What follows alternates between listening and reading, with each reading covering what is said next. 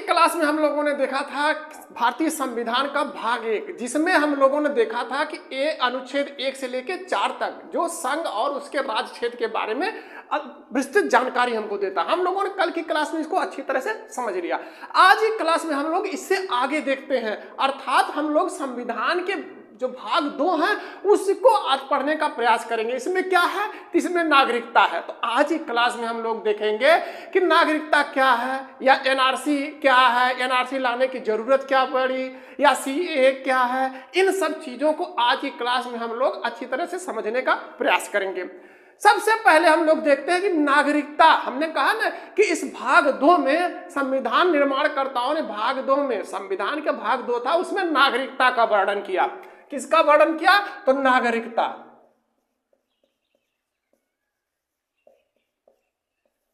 नागरिकता है क्या? नागरिकता एक विशेष प्रकार का अधिकार है जो देश अपने यहां रहने वाले नागरिकों को एक सर्टिफिकेट के तरीके से देता है। क्या हुआ? अरे सर्टिफिकेट क्यों, क्या दिक्कत हो गई? सर्टिफिकेट का मतलब जैसे आईडी कार्ड नहीं, वोटर आईडी कार्ड आपका, वो भी तो एक सर्टिफिकेट ही है।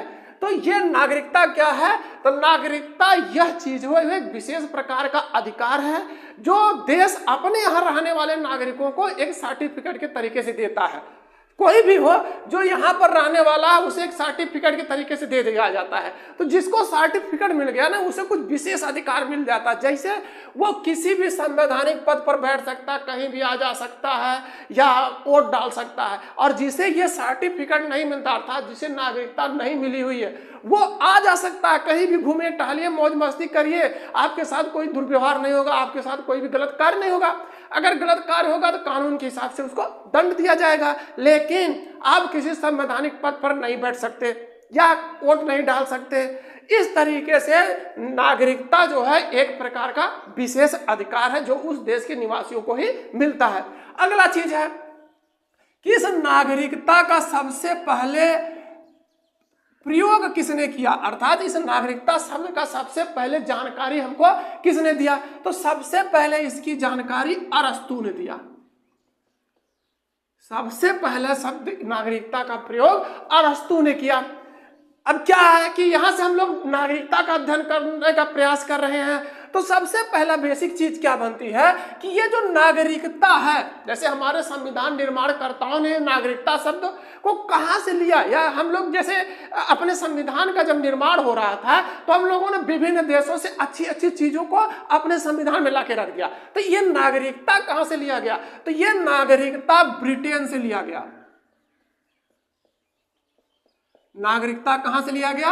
तो ये ब्रिटेन के संविधान से हम लोगों ने अपने संविधान में समाहित किया। अगला चीज क्या है कि ये जो ब्रिटेन से नागरिकता हम लोगों ने लिया है, अपने संविधान में समाहित किया, तो ये नागरिकता है कैसी? तो हमारी नागरिकता एकल नागरिकता है।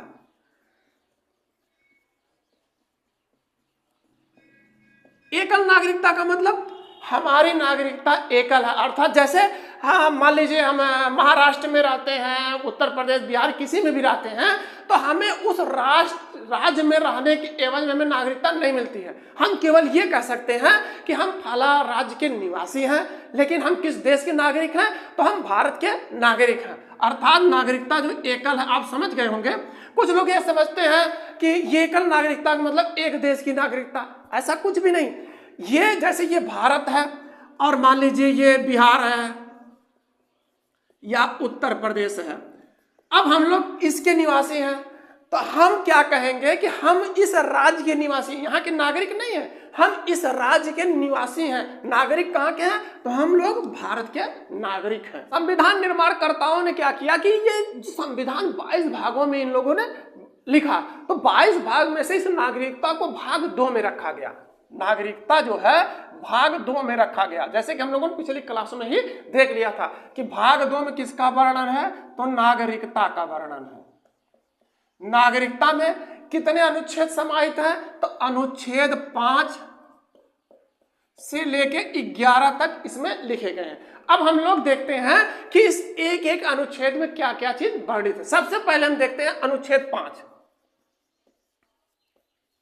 अनुच्छेद 5 में संविधान निर्माणकर्ताओं ने क्या कहा कि संविधान प्रारंभ के समय से ही नागरिकता, कहता क्या है, या हम इसको यूं भी कह सकते हैं कि जन्म के आधार पर नागरिकता।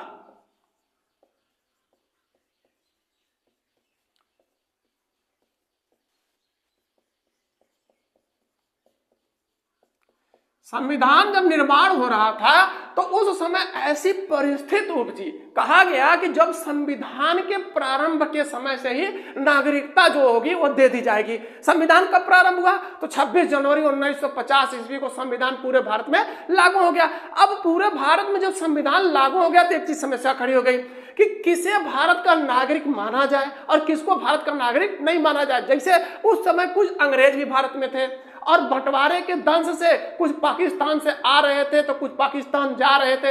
इस प्रकार से ऐसी परिस्थिति उपजी कि हम किसे कहें कि भारत का नागरिक हैं, आप हमारे यहाँ के नागरिक थे। तो इन परिस्थितियों से जब भी उपजी स्थिति थी तो उससे निपटने के लिए संविधान निर्माणकर्ताओं ने क्या कहा कि जन्म के आधार पर जो है, जो भारत में जन्म लिया है उस आधार पर आपको नागरिकता मिलेगी।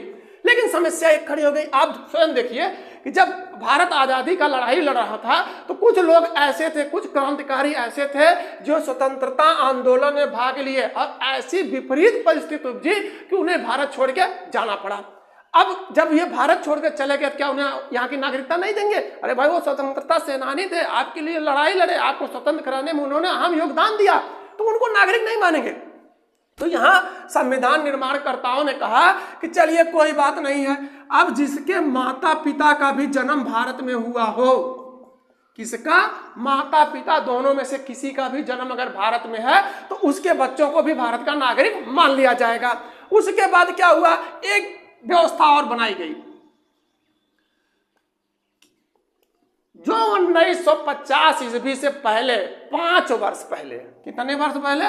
5 वर्ष पहले भारत में आके निवास कर रहा हो उसे भी भारत का नागरिक मान लिया जाए अगर वो चाहता है तो।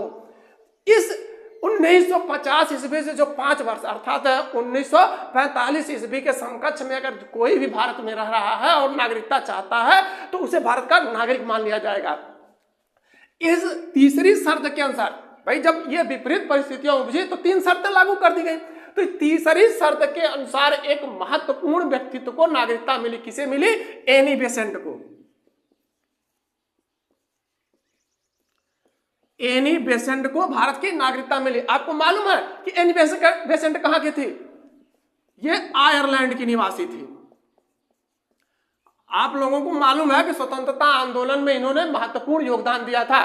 भारत के जब स्वतंत्रता आंदोलन चल रहे थे तो उनमें बढ़ चढ़ के भाग लिया और ये इन्होंने जब भारत आजाद हो गया, संविधान लागू हो गया तो इन्होंने भारत की नागरिकता की मांग की और इस तीसरी शर्त के अनुसार इनको नागरिकता दी गई।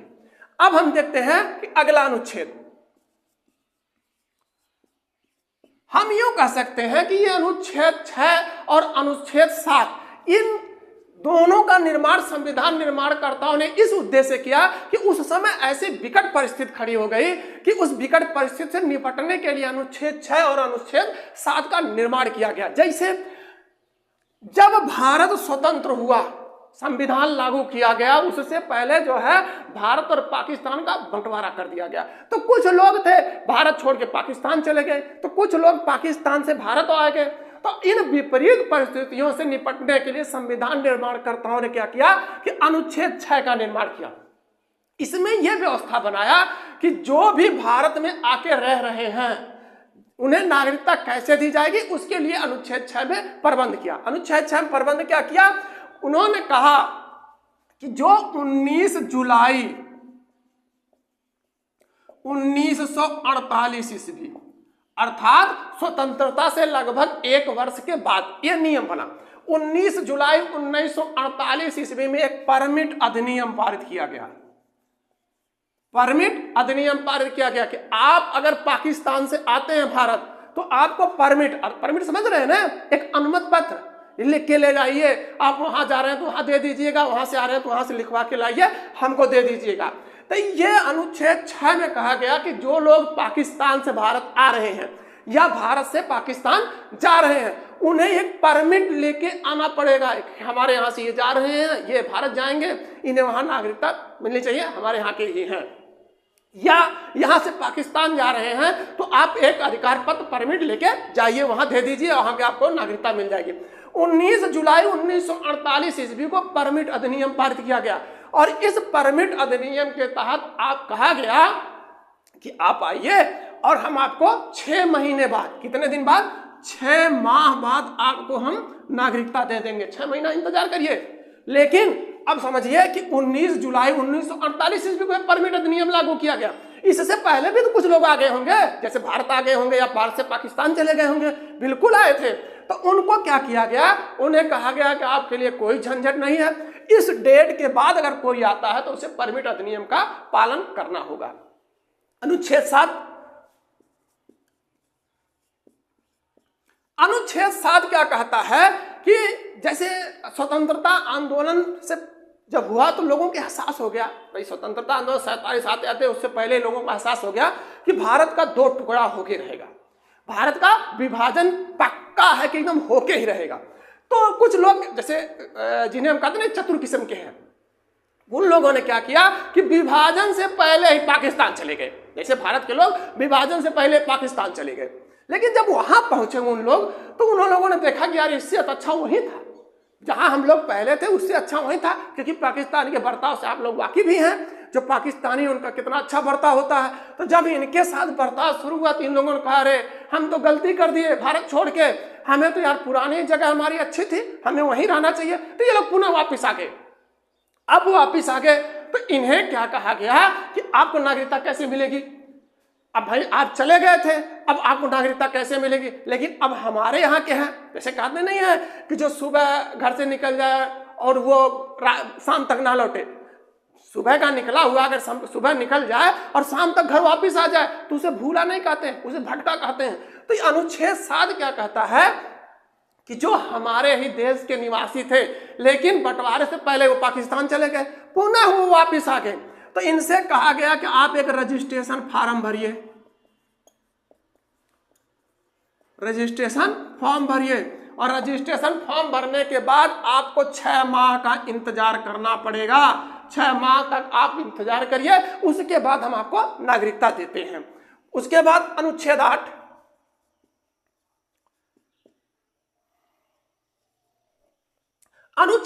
क्या कहता है। अनुच्छेद 8 कहता है कि जो लोग बाहर रहते हैं, जैसे डॉक्टर हो गए, राजदूत हो गए, इंजीनियर, नहीं भारत वाले जाके बाहर रहते हैं, तो ये लोग भी भारत के ही नागरिक माने जाएंगे, इनके बच्चे भी भारत के नागरिक माने जाएंगे। शर्त क्या होगी कि इनके माता पिता में से कोई भी भारतीय होना चाहिए और इनके बच्चे तभी भारत के नागरिक माने जाएंगे। अब अनुच्छेद 9 हम लोग देखते हैं। अनुच्छेद 9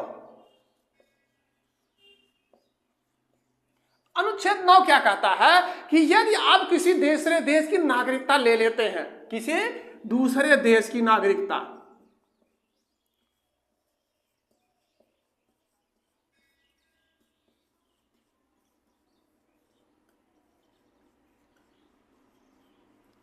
तो भारत की नागरिकता आपकी समाप्त हो जाएगी। क्या होगा, भारत की नागरिकता समाप्त हो गई। अब अनुच्छेद 10 क्या कहता है। अनुच्छेद 10 कहता है कि आपकी नागरिकता को कोई भी समाप्त नहीं कर सकता। जैसे आपसे किसी का द्वेष हो या कोई पावरफुल व्यक्ति हो, आपकी उससे कुछ बवालबाजी हो जाए, तब भी वो आपकी नागरिकता समाप्त नहीं कर सकता। नागरिकता कोई समाप्त नहीं कर सकता। नागरिकता समाप्त कैसे हो सकती है?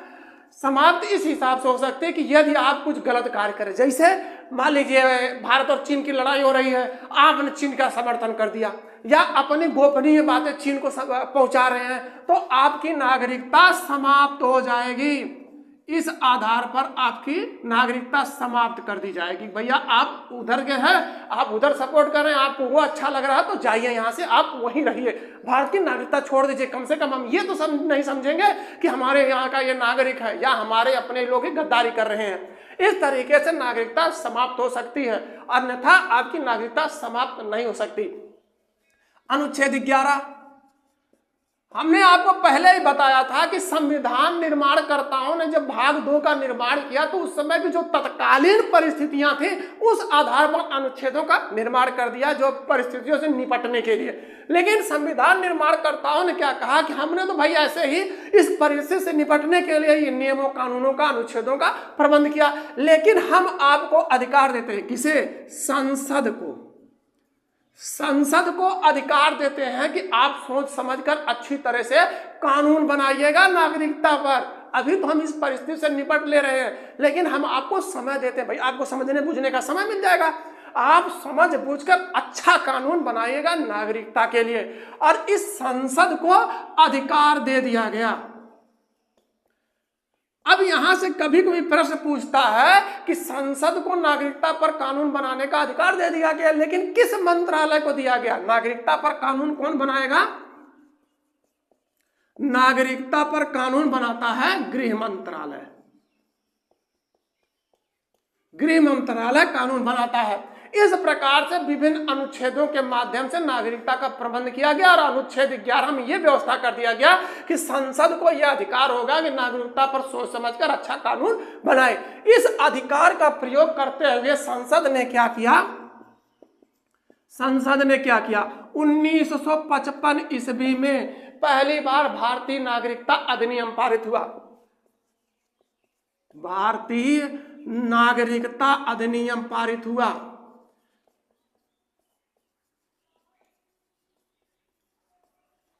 यहां से प्रश्न पूछता है कि जो नागरिकता लेने या नागरिकता देने का जो विस्तृत उल्लेख है वो मूल संविधान में था या नहीं था? तो मूल संविधान में नहीं था। क्यों? कि संसद ने 1955 ईस्वी में भारतीय नागरिकता अधिनियम पारित किया। अब देखिए, यहां से जब भारतीय नागरिकता अधिनियम पारित हुआ तो नागरिकता पाने का कितने प्रकार से व्यवस्था किया गया? तो इसमें व्यवस्था किया गया, पहला जन्म के आधार पर कि आप जन्म के आधार पर नागरिकता पा सकते हैं। दूसरा कौन सा? वंश के आधार पर। वंश के आधार पर आपको नागरिकता मिल सकती है। तीसरा क्या किया गया? पंजीकरण के आधार पर। पंजीकरण के आधार पर आपको नागरिकता मिल जाएगी। और चौथा क्या व्यवस्था किया गया? देशीकरण के आधार पर आपको नागरिकता मिलेगी। भारत का नागरिकता अगर आपको लेना है तो देशीकरण के माध्यम से प्राप्त कर सकते हैं। और पांचवा कौन सा बनाया गया? अर्जित भूमि के द्वारा जो है नागरिकता मिल सकती है। अर्जित भूमि के द्वारा भी आपको भारत की नागरिकता मिल सकती है। आप एक चीज यहाँ ध्यान रखिए कि कोई भी चीज बना हो, चाहे कुछ भी निर्माण हुआ हो, कोई भी कार्य अनुच्छेद बने हो, संविधान निर्माण हुआ, एकाएक कोई भी परिपक्व तरीके से निर्माण नहीं हो सकता। तो इस तरीके से इस 1955 ईस्वी में जो भारतीय नागरिकता अधिनियम पारित हुआ उसमें सबसे पहला संशोधन किया गया 1986 ईस्वी में। यहां से प्रश्न बनता है कि सबसे पहले भारतीय नागरिकता अधिनियम कब पारित हुआ? तो 1955 ईस्वी में पारित हुआ। और इस भारतीय नागरिकता अधिनियम में सबसे पहला संशोधन कब किया गया? तो 1986 ईस्वी में किया गया। धीरे धीरे परिस्थितियां जो ऐसे जैसे होते गए इसमें संशोधन होते रहे। जैसे 1986 ईस्वी में परिवर्तन हुआ तो संशोधन कर दिया गया, फिर 1992 ईस्वी में संशोधन हुआ, फिर 2003 में संशोधन हुआ, फिर 2005 में संशोधन हुआ, थोड़े बहुत संशोधन 2015 में भी हुए। सबसे जबरदस्त और सबसे विकराल संशोधन 2019 में हुआ। 2019 ईस्वी में संशोधन हुआ इस भारतीय नागरिकता अधिनियम में। अब हम लोग देखते हैं एक एक करके कि जैसे जन्म के आधार पर, वंश के आधार पर, पंजीकरण के आधार पर, देशीकरण के आधार पर या अर्जित भूमि के आधार पर कैसे नागरिकता प्राप्त की जा सकती है या इसमें कौन कौन से और शर्तें लागू है। अब सबसे पहले हम लोग देखते हैं कि ये जन्म के आधार पर कैसे नागरिकता मिलती थी भारत में। जन्म के आधार पर हमने कहा ना कि पहले अधिनियम जो 1955 ईस्वी में भारत नागरिकता अधिनियम पारित हुआ तो उसमें क्या व्यवस्था किया कि जन्म के आधार पर आपको नागरिकता मिलेगी। तो इसमें यह व्यवस्था किया गया कि कोई भी बच्चा जो जन्म ले रहा है भारत में उसका जन्म हुआ हो उसे भारत का नागरिक मान लिया जाएगा। लेकिन अब समस्या खड़ी हो गई। समस्या क्या खड़ी हो गई कि ऐसे ही थोड़ी किसी को जन्म के आधार पर भारत की नागरिकता मिल जाएगी। जैसे अगर मान लीजिए कोई विदेशी भारत घूमने आ रहा हो और उसका जो है यहाँ पर बच्चे का जन्म हो जाए, जैसे अगर पति और पत्नी कोई विदेशी घूमने आ रहा हो भारत जैसे ताजमहल देखने आ गया, लाल किला देखने आ गया, वो घूम रहा हो और उस दोनों के जो है एक बच्चा जन्म ले ले, माता पिता दोनों साथ में है, तो उसके माँ को एक बच्चा हो जाए। अब जन्म कहाँ हो गया? भारत में। अब भारत में जन्म हो गया तो उसे भारत का नागरिक मान लिया जाएगा। जैसे मान लिया अमेरिका को कोई आया और यहाँ घूम रहा है और उसके बच्चे का जन्म हो गया तो उसे भारत का नागरिक मान लिया जाएगा? ऐसा नहीं। तो इसमें जो है हमने कहा ना कि कोई भी चीज अभी बनी थी तो एकदम परफेक्ट नहीं बनी। 1955 ईस्वी में भारतीय नागरिकता अधिनियम पारित हुआ, लेकिन परफेक्ट नहीं हुआ, उसमें समय के अनुसार सुधार हुआ। कोई भी कार्य करिए तो समय के साथ साथ जो है परिस्थितियां बनती और बिगड़ती रहती है, उस अनुसार नियम बनते और बिगड़ते रहते हैं। तो इसमें जो है एक समस्या खड़ी हो गई कि घूमने आने वाले को भी जो बच्चे हो जाते तो उन्हें भारत की नागरिकता मांगना शुरू करते। तो अब सरकार की आंख खुली। आंख क्या खुली? 1986 ईस्वी में इसमें संशोधन कर दिया। हमने कहा ना पहला संशोधन भारतीय नागरिकता अधिनियम में कब हुआ? तो 1986 ईस्वी में। कई बार पेपर में प्रश्न पूछा है कि भारतीय नागरिकता अधिनियम में पहली बार संशोधन कब किया गया? तो संशोधन 1986 ईस्वी में किया गया। और क्या किया गया? किया यह गया 1986 ईस्वी में संशोधन किया गया। संशोधन में यह व्यवस्था किया गया कि ऐसा नहीं है कि कोई घूमने भी आ जाए और उसके बच्चे का जन्म हो जाए भारत में तो उसको नागरिकता दे दी जाएगी। इसमें व्यवस्था बनाई गई कि माता पिता कोई भी भारतीय हो, माता और पिता कोई भी भारतीय हो तभी हम नागरिकता दे सकते हैं। ठीक है भैया, आप इसी पर नागरिकता दे दीजिए। यहां भी समस्या खड़ी हो गई। समस्या क्या क्रिएट हुई? जैसे मान लीजिए कोई विदेशी आया, घूमने आया, भैया पुरुष आ गया यहाँ घूमने। अब वहां इसने क्या किया कि यहाँ पर जो है किसी स्त्री से शादी कर लिया। शादी करने के बाद कुछ समय के बाद बच्चा हो गया। अब बच्चा हो गया तो उसको नागरिकता मिल जाएगी भारत की। ऐसे थोड़ी ना कोई घूमने आ जाए और यहाँ जैसे इस्लामिक कंट्रियों में आता कि आते हैं लोग घूमने, ठीक है, या कहीं के भी हो, तो ये घूमने आ गए तो यहाँ पर जो अगर बच्चे को जन्म दे दिया, माता अगर मान लीजिए भारतीय है और पिता कोई विदेशी है तो उसको नागरिकता दे दिया जाएगा। ऐसे थोड़ी होगा। तो इसमें भी संशोधन किया गया 2003 में।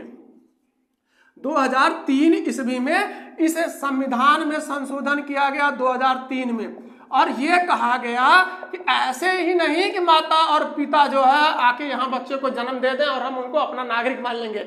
इसमें संशोधन क्या किया गया कि माता और पिता की वैलिड नागरिकता होनी चाहिए। कैसी नागरिकता होनी चाहिए? भारत की वैलिड नागरिकता होनी चाहिए, इनवैलिड नागरिकता नहीं।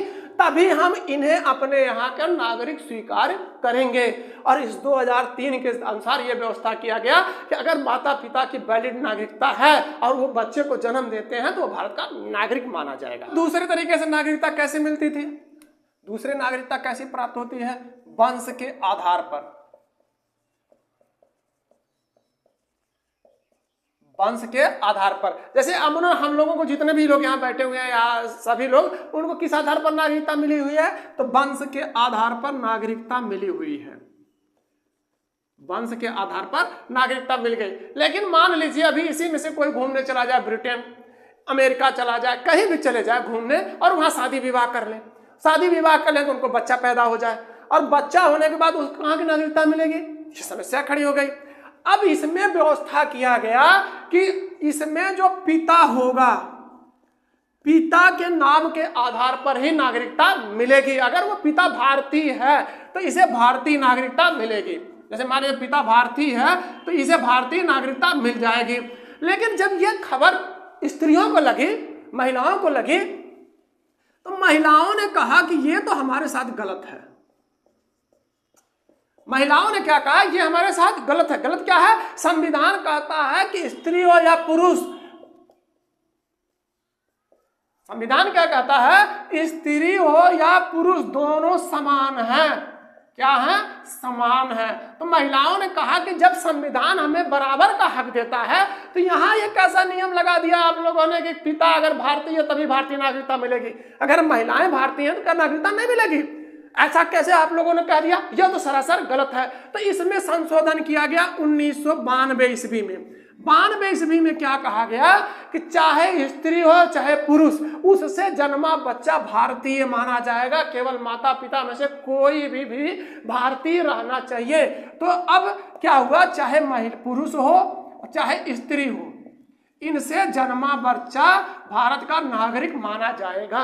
1992 ईस्वी के भारतीय संशोधन अधिनियम, संविधान में 1992 ईस्वी में संशोधन किया गया। उस संशोधन के आधार पर क्या कहा गया कि चाहे स्त्री हो या पुरुष, अगर उनसे बच्चा जन्म ले रहा है और नागरिकता चाह रहा है तो उसे नागरिकता मिलेगी।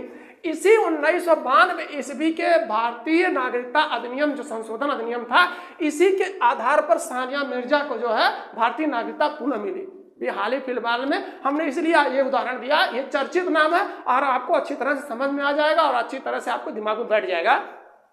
तो 1992 ईस्वी में जो भारतीय नागरिकता अधिनियम, संशोधन अधिनियम पारित हुआ था, उसी आधार पर सानिया मिर्जा को पुनः भारत की नागरिकता मिली। पाकिस्तान की नागरिक हो गई थी ना, तो इन्हें पुनः नागरिकता मिली। अगला क्या था? अगला तीसरा था पंजीकरण के आधार पर। अब स्वयं देखिए ये क्या कह रहा है, पंजीकरण के आधार पर आपको नागरिकता मिलेगी। पंजीकरण के आधार का मतलब, जैसे आप विदेशी हैं, भारत में पढ़ने आ गए और भारत में पढ़ने आ गए, भारत आपको अच्छा लग रहा है, भाई अच्छा लगेगा ही क्यों, भारत एक अच्छा देश है तो आपको अच्छा ही लगेगा। तो ये कह रहा है कि अगर मान लीजिए आप पढ़ने आए हैं, आपको भारत अच्छा लग रहा है और आप यहाँ की नागरिकता चाह रहे हैं, तो नागरिकता तो मिल जाएगी आपको। ठीक है, आपको नागरिकता चाहिए, आप नागरिकता फॉर्म भरिए, आपको नागरिकता मिल जाएगी। लेकिन ऐसे थोड़ी ना मिल जाएगी, आपको इसके लिए 7 वर्ष भारत में रहना पड़ेगा, या आपने किसी भारतीय महिला से शादी कर ली और शादी करने के बाद आप यहीं रहना चाहते हैं। अरे भाई सभी लोग ससुराल में रहना चाहते हैं, क्यों मुस्कुरा रहे हो ना? जितने भी लोग हैं शादी करने के बाद ज़्यादा से ज़्यादा ससुराल में ही रहना चाहते हैं। तो यहाँ भी व्यवस्था किया गया कि अगर मान लीजिए आप भारतीय महिला से शादी कर लिए, शादी करने के बाद आप यहीं रहना चाहते हैं, तो भी आपको नागरिकता मिलेगी। लेकिन ये 7 वर्ष का जो व्यवस्था बनाई गई है कि 7 वर्ष आपको भारत में रहना पड़ेगा, तो आपको भारत में 7 वर्ष रहना पड़ेगा।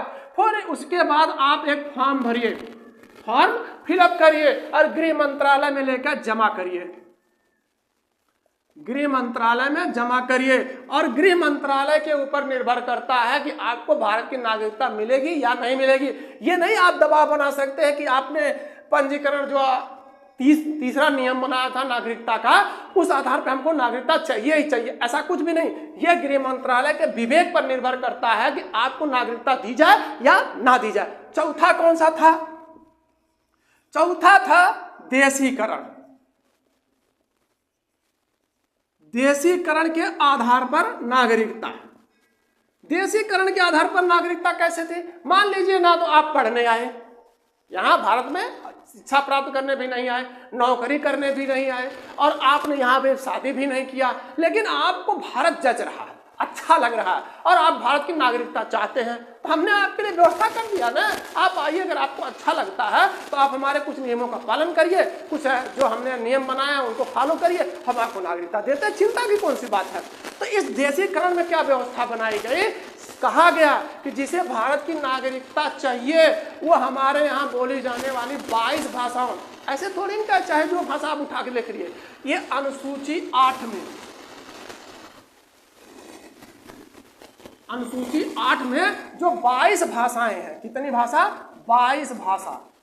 इस 22 भाषा में से एक भाषा का आपको अच्छी तरह से जानकारी होनी चाहिए, एक भाषा का आपको अच्छी पकड़ होनी चाहिए।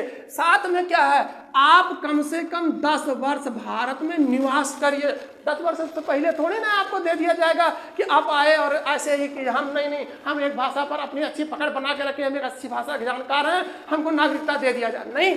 अनुसूची 8 में जो 22 भाषाएं उल्लिखित हैं, उनके में से एक को आपको अच्छी तरह से जानकारी होनी चाहिए। साथ में आपको क्या है कि आप 10 वर्ष भारत में निवास किए हो। अभी कहाँ इतने में मिलेंगे? नहीं, ऐसा कुछ भी नहीं। आपको कला और विज्ञान में विशेष रुचि होनी चाहिए, आपकी कला और विज्ञान में विशेष रुचि होनी चाहिए, तभी हम आपको भारत की नागरिकता देंगे। अगर इन सभी नियमों को आप पालन करते हैं, इन सभी नियमों के तहत योग्य हैं, तो आप भारत की नागरिकता ले लीजिए, कोई दिक्कत नहीं है। अब नागरिकता प्राप्त करने का अगला प्रावधान क्या था? अर्थात 5 कह रहा है अर्जित भूमि के द्वारा। अर्जित भूमि ये तो सभी लोग जब को पता है, अर्जित भूमि के माध्यम से नागरिकता। इसके आधार पर क्या है कि आप किसी देश के ऊपर आक्रमण कर दीजिए और उस देश को आप जीत लीजिए, और जीत लेंगे तो जो उसके नागरिक होंगे बेचारे कहाँ जाएंगे? तो जो जीतेगा उससे के नागरिक माने जाएंगे। अर्थात जो भूमि आप विजय प्राप्त कर रहे हैं उसके साथ जो नागरिक प्राप्त हो रहे हैं वो आपके ही नागरिक हैं। इसका सबसे अच्छा उदाहरण कौन था? सिक्किम। हमने पहली क्लास में आपको बताया था ना कि सिक्किम को जो है भारत संघ में मिलाया गया था। तो ये अर्जित भूमि के माध्यम से नागरिकता, और उसके बाद संविधान निर्माण के बाद जब गृह मंत्रालय ने व्यवस्था किया तो उसमें कुछ ऐसे भी प्रावधान किए कि आपकी नागरिकता कैसे जाएगी, नागरिकता समाप्त कैसे होगी।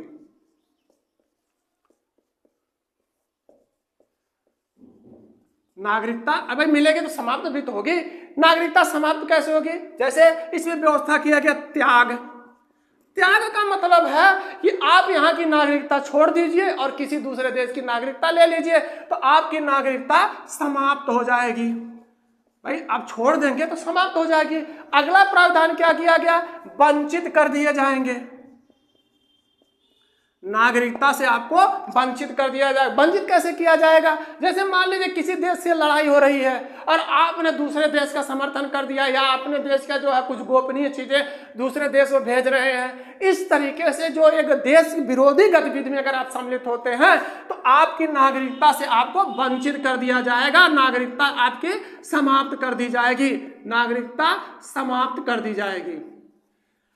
अगला कौन सा है कि बर्खास्त कर दिया जाएगा, नागरिकता से आपको बर्खास्त कर दिया जाएगा। कैसे बर्खास्त किया जाएगा? जैसे मान लीजिए अभी हमने कहा ना को पंजीकरण के तहत आपको 7 वर्ष का इंतजार करना कि आप 7 वर्ष भारत में रहेंगे। जैसे पंजीकरण के तहत व्यवस्था किया गया था ना, तो 7 वर्ष आपको भारत में रहना है। लेकिन आपने क्या किया कि किसी तरीके से अनलीगल तरीके से ये 7 वर्ष नहीं व्यतीत किए, उससे पहले ही आपने कहा कि हमने 7 वर्ष पूरा कर लिया। जो कागज पत्र थे उसके माध्यम से आपने ये व्यवस्था कर दिया कि नहीं हमने तो 7 वर्ष पूरा कर लिया। इस आधार पर अगर आपको नागरिकता मिल गई तो जब सरकार को यह पता चलेगी कि इन्होंने अनलीगल तरीके से, गलत तरीके से भारत की नागरिकता ले ली है, तो आपकी नागरिकता को बर्खास्त कर दिया जाएगा। या आप किसी दूसरे देश की नागरिकता ले लिए और 7 वर्ष तक भारत में आए ही नहीं, 7 वर्ष तक भारत में आए ही नहीं और दूसरे देश की नागरिकता ले लिया, तो इस आधार पर जो है आपकी नागरिकता को बर्खास्त कर दिया जाएगा। अब अगर हम लोग एनआरसी देखेंगे या सीएए देखते हैं, एनआरसी खिलाना क्यों पड़ा, या एनआरसी है क्या, सीएए क्या है, तो ये क्लास लंबी हो जाएगी आज की। अब इसको हम लोग जो है अगली क्लास में देखते हैं कि एनआरसी क्या है, एनआरसी लाने की जरूरत क्या पड़ी, सीएए क्या है। आज की क्लास में बस इतना ही। अगर ये क्लास दोबारा देखना चाहते हैं तो हमारे यूट्यूब चैनल एजुकेशन 101 को सब्सक्राइब करें, और अगर इसे फेसबुक पर देखना चाहते हैं तो एजुकेशन पॉइंट को फॉलो करें।